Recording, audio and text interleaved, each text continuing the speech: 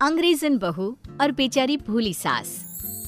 माधवी अपने पति रमेश और अपने बेटे अजय के साथ रहा करती थी। अजय का बचपन से एक ही सपना था कि वो अपनी आगे की पढ़ाई यूएसए में पूरी करे और इसीलिए वो यूएसए पढ़ाई करने के लिए चला जाता है।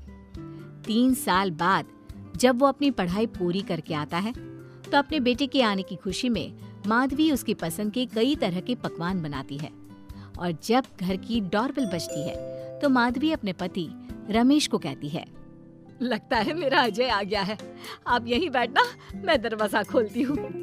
माधवी जल्दी से जाकर दरवाजा खोलती है तो दरवाजे पर अजय के साथ एक लड़की को देखकर वो अजय से पूछती है, ये कौन है बेटा? माँ, ये ग्रेटी है। हम दोनों यूएसए में साथ ही पढ़ते थे और अब ग्रेटी इस घर की बहू है। क्या बहू? अरे बेटा, तूने शादी कर ली और बताया भी नहीं। कम से कम अपनी माँ को बता तो देता कि तू अपने साथ इस घर की बहू लेकर आ रहा है। मैं बहू के आने की कुछ तैयारी तो कर लेती। कोई बात नहीं बहू, यही रुक, मैं अभी तेरे लिए पूजा की थाल लेकर आती हूँ। मॉम, आप अपनी ये फॉर्मेलिटीज बाद में पूरी कर लेना। I'm so tired right now. अच्छा डार्लिंग, अपना रूम कहाँ है? कोई बात नहीं बहू, तुम पहले आराम कर लो, तब तक मैं तुम्हारे लिए चाय बना कर लाती हूँ। ग्रेटी अपनी सास की किसी भी बात का कोई जवाब नहीं देती और अपने रूम में जाकर सो जाती है।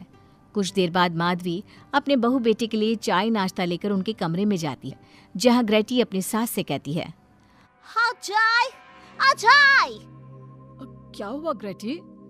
अपनी मॉम को बोलो कि अब ये जब भी हमारे कमरे में आए तो नॉक करके आए।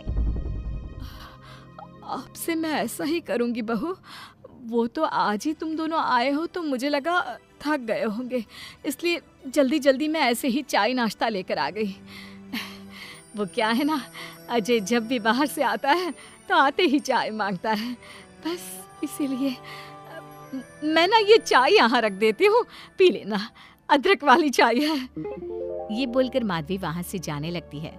तभी ग्रेटी अपनी सास से कहती है, जाते हुए अपनी साथ अपनी ये चाय भी ले जाओ, क्योंकि अजय अब चाय नहीं पीता।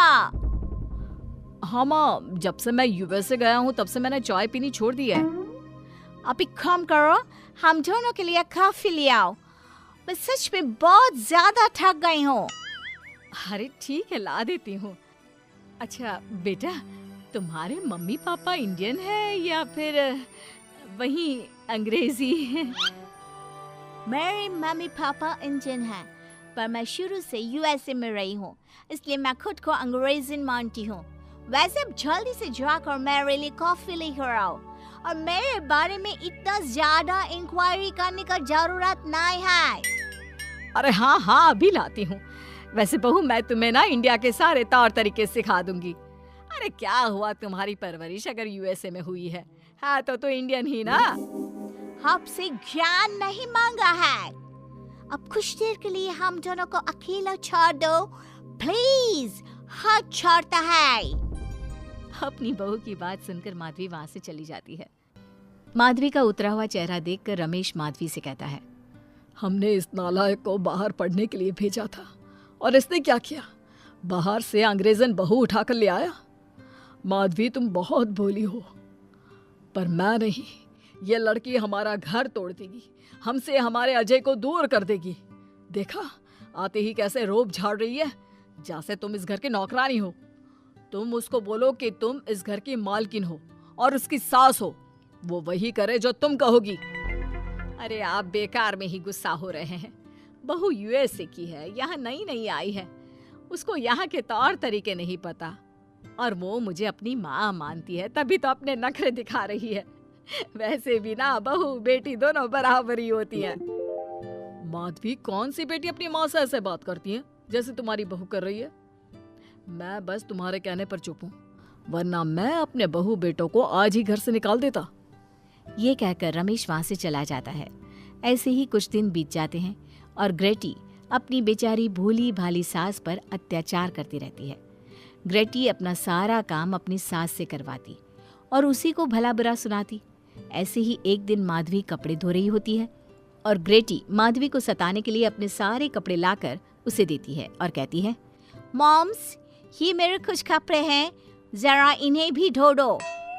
इतना बोलकर ग्रेटी तैयार होकर घर से जाने लगती है।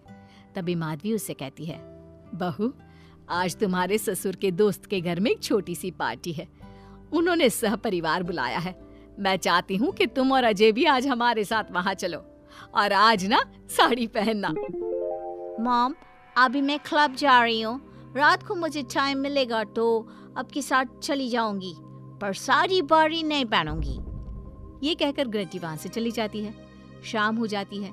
सब ग्रेटी के घर आने का इंतजार करते हैं और इस वजह से कोई भी पार्टी में नहीं जा पाता। इंतजार करते करते रात के 12 बज जाते हैं। 12 बजे रात को ग्रेटी नशे की हालत में जख्मी घर आती है। अपनी बहू के सर और हाथ पर लगी चोट देखकर माधवी परेशान हो जाती है और जल्दी से फर्स्ट एड का बॉक्स लाकर अपनी बहू के सर पर पट्टी करती है। एक माँ की तरह प्यार करते हुए वो अपनी बहू से कहती है, बहू, तुझे चोट कैसे लग गई बेटा? मैं घर आ रही थी, एक बाइक वाले से मेरी टक्कर हो गई। कोई बात नहीं बेटा, कल सुबह होते ही तुझे अपने फैमिली डॉक्टर के पास ले जाऊंगी। अच्छा, अब तू ना आराम कर, मैं तेरे लिए अभी हल्दी वाला दूध लेकर आती हूँ। माधवी, मैंने तुम्हें पहले ही समझाया था, ये अंग्रेजन हमारे घर के लिए ठीक नहीं है, पर तुमने मेरी एक नहीं मानी। अब देख लो, आज इस अंग्रेजन बहू की वजह से सारे मोहल्ले में हमारी नाक कट गई है। आज सब हम पर हंसते हैं और ये सब कुछ तुम्हारी वजह से हुआ है, तुम्हारी छूट की वजह से हुआ है। ये कहकर रमेश अपने रूम में चला जाता है, पर माधवी अपनी बहू की पट्टी करके उसे उसके कमरे में जाकर सुला देती है। अगले दिन माधवी ग्रेटी को लेकर अपने फैमिली डॉक्टर के पास जाती है, जहां ग्रेटी देखती है कि उस डॉक्टर की बहू ने साड़ी पहनी है और एक संस्कारी बहू की तरह घर में पूजा पाठ करके अपने सास ससुर के पैर छूकर उनका सुबह सुबह आशीर्वाद लेती है। डॉक्टर की बहू को देखकर ग्रेटी को अपना बर्ताव याद आता है और उसे एहसास होता है कि वो अपनी भोली और मासूम सास के ऊपर कितना अत्याचार करती है, पर फिर भी माधवी सबसे लड़कर हमेशा उसका साथ देती है। ये सब देखकर ग्रेटी को पश्चाताप होता है और कुछ देर बाद वो दोनों दवाई लेकर घर आती है। जब माधवी ग्रेटी को दवाई खिलाने के लिए उसके पास जाती है तो, मॉम, मुझे माफ कर दीजिए, मैंने कभी भी आपके प्यार को नहीं समझा। आप पर इतना अत्याचार किया, आपकी बेइज्जती की, आपसे घर का सारा काम करवाया। आपने मुझे कितनी छूट दी, पर फिर भी मैं आपके साथ इतना बुरा करती थी। और आज जब मैं नशे की हालत में चोट खाकर घर आई तो भी आपने मुझसे कोई सवाल नहीं किया, उल्टा आपने मेरा साथ दिया, मेरी सेवा की। और जब मैंने डॉक्टर की बहू को देखा घर का काम करते हुए, अपने सास ससुर की सेवा करते हुए, तब जाकर मुझे एहसास हुआ कि मैं कितनी रॉन्ग थी। एक इंडियन होकर भी एक बहू के कर्तव्य से दूर रही और आपके ऊपर अपनी अंग्रेजी का रौब झाड़ती रही। मुझे माफ कर दीजिए सासू माँ। बेटा, अक्सर बच्चों से गलतियां हो जाती है। ऐसे भी सुबह का भूला अगर शाम को घर आ जाए तो उसे भूला नहीं कहते बहू। और मुझे बहुत अच्छा लग रहा है ये देखकर कि मेरी अंग्रेजन बहू कितनी समझदार हो गई है। जिसके बाद माधवी और ग्रेटी एक दूसरे को गले लगा लेती है और उसके बाद से ग्रेटी एक संस्कारी बहू की तरह रहती है और अपनी सास को किसी भी शिकायत का मौका नहीं देती। अपनी सास ससुर की बहुत अच्छे से दिल से सेवा करती है।